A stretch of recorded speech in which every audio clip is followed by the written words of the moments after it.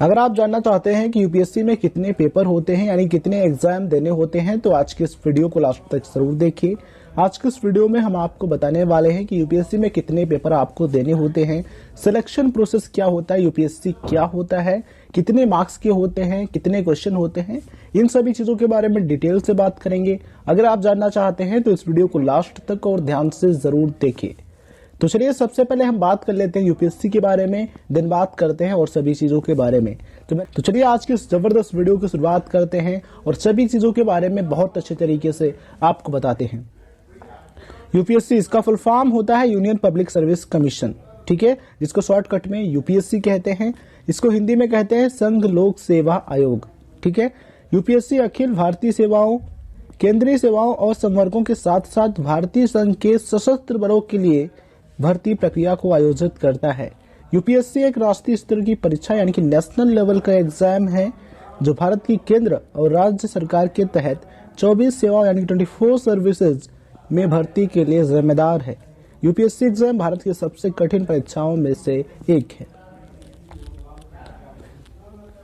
UPSC level A और level B कर्मचारियों की भर्ती के लिए एक स्वतंत्र संगठन है यानी कि इंडिपेंडेंट ऑर्गेनाइजेशन है। संघ लोक सेवा आयोग यानी कि यूपीएससी की स्थापना 1 अक्टूबर 1926 को हुई थी, ठीक है। यूपीएससी की ऑफिशियल वेबसाइट है www.upsc.government.in, ठीक है। इसका जो हेडक्वार्टर यानी कि जो मुख्यालय है वो न्यू दिल्ली में है, नई दिल्ली में है, ठीक है।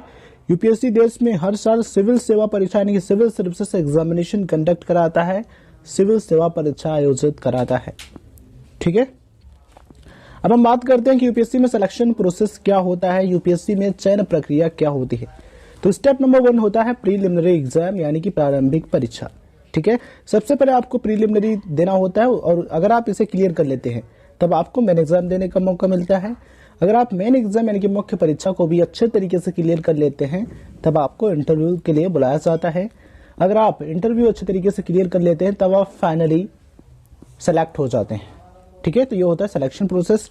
सभी चीजों के बारे में डिटेल से जानेंगे, बस वीडियो को लास्ट तक देखते रहिए। तो सबसे पहले बात करते हैं प्रीलिमिनरी एग्जाम के बारे में, डिटेल से चीजें समझते हैं। प्रीलिमिनरी एग्जाम, इसमें आपको 2 पेपर देने होते हैं जैसा कि आप स्क्रीन पर देख पा रहे होंगे। पेपर नंबर 1 है जनरल स्टडीज फर्स्ट, ठीक है। पहला पेपर आपका जनरल स्टडीज का फर्स्ट का होता है और इसमें 100 क्वेश्चन होते हैं और 200 मार्क्स के होते हैं, ठीक है। दूसरा पेपर आपका होता है जनरल स्टडीज सेकेंड का और ये जो है ये एप्टीट्यूड टेस्ट होता है।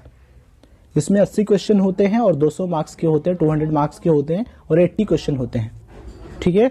इसमें टोटल नंबर ऑफ पेपर्स की बात करें यानी कि प्रीलिमिनरी एग्जाम में कितने पेपर आपको देने होंगे तो 2 पेपर देने होंगे, ठीक है। टोटल नंबर ऑफ क्वेश्चंस कितने होंगे 180 होंगे। टोटल नंबर ऑफ मार्क्स कितने होंगे 400 होंगे यानी कि 400 होंगे, ठीक है। 200 इसके टोटल कितने होंगे 400 और इसमें नेगेटिव मार्किंग भी होती है, ठीक है। तो प्रीलिमिनरी में नेगेटिव मार्किंग होती है, इसे आपको ध्यान रखना है। ये जो एग्जाम है प्रीलिमिनरी एग्जाम ये केवल क्वालिफाई करने के लिए होता है। अगर आप इसे क्वालिफाई कर लेते हैं तब आपको मेन एग्जाम देने का मौका मिलता है, अदरवाइज नहीं, ठीक है। तो अगर आपको मेन एग्जाम देना है, पूरा प्रोसेस कराना है तो सबसे पहले प्रीलिमिनरी क्लियर करना होगा, देन आप उसके लिए अप्लाई कर पाएंगे और मेन एग्जाम दे पाएंगे। बात करते हैं मेन एग्जाम। मेन एग्जाम में आपको टोटल 9 पेपर देने होते हैं यानी कि number of papers equal to 9, ठीक है। मेन एग्जाम में 9 पेपर होते हैं, उन चीजों के बारे में डिटेल से बात करेंगे, बस वीडियो को लास्ट तक देखिए, ठीक है। तो मेन एग्जाम में फर्स्ट पेपर आपका होता है इंडियन लैंग्वेज का, ठीक है। इंडियन लैंग्वेज आप कोई भी सिलेक्ट कर सकते हैं जिसमें आप इंटरेस्टेड हैं, ठीक है। और ये जो पेपर है ये कंपलसरी होता है, इसकी ड्यूरेशन 3 आवर्स होती है यानी कि 3 घंटे का समय आपको पेपर हल करने के लिए दिया जाता है, ठीक है। और इसके टोटल मार्क्स की बात करें तो 300 होते हैं यानी कि 300 होते हैं जैसा कि आप स्क्रीन पर देख पा रहे होंगे। पेपर 2 आपका होता है इंग्लिश का, ये भी कंपलसरी होता है और इसकी ड्यूरेशन 3 आवर्स होती है यानी कि 3 घंटे होते हैं, ठीक है। और 300 मार्क्स का होता है यानी कि 300 अंक का होता है। थर्ड पेपर आपका होता है पेपर फर्स्ट ऐसे का होता है, ठीक है। इसकी भी ड्यूरेशन 3 आवर्स होती है और ये 250 अंक का होता है यानी कि 250 मार्क्स का होता है, ठीक है।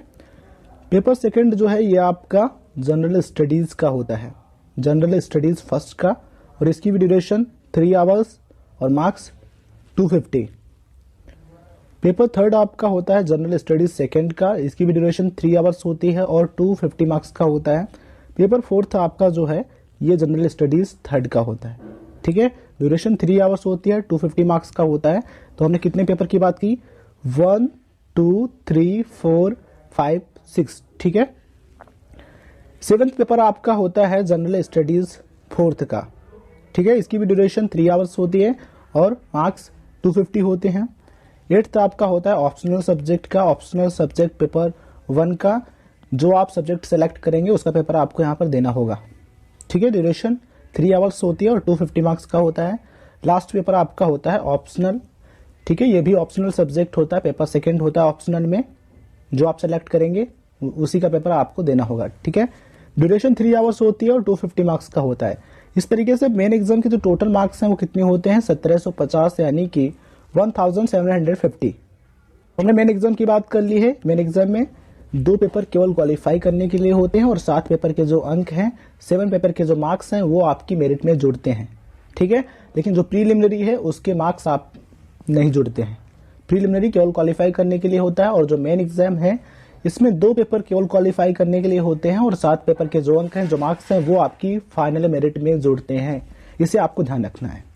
चलिए, अगर आप मेन एग्जाम को अच्छे तरीके से क्लियर कर लेते हैं तब बारी आती है इंटरव्यू की, ठीक है। इसको हिंदी में साक्षात्कार कहते हैं, उसे पर्सनालिटी टेस्ट भी कहते हैं।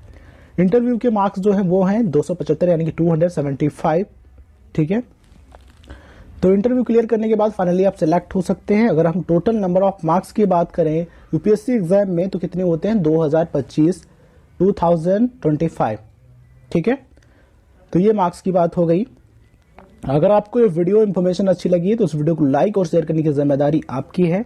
अगर आप चैनल पर नए हैं तो अभी सब्सक्राइब कीजिए हमारे, ऑल नोटिफिकेशन पर क्लिक कीजिए, जिससे आपको आने वाले वीडियोज की नोटिफिकेशन मिलती रहे और आप आने वाले सभी वीडियोज को देख पाए।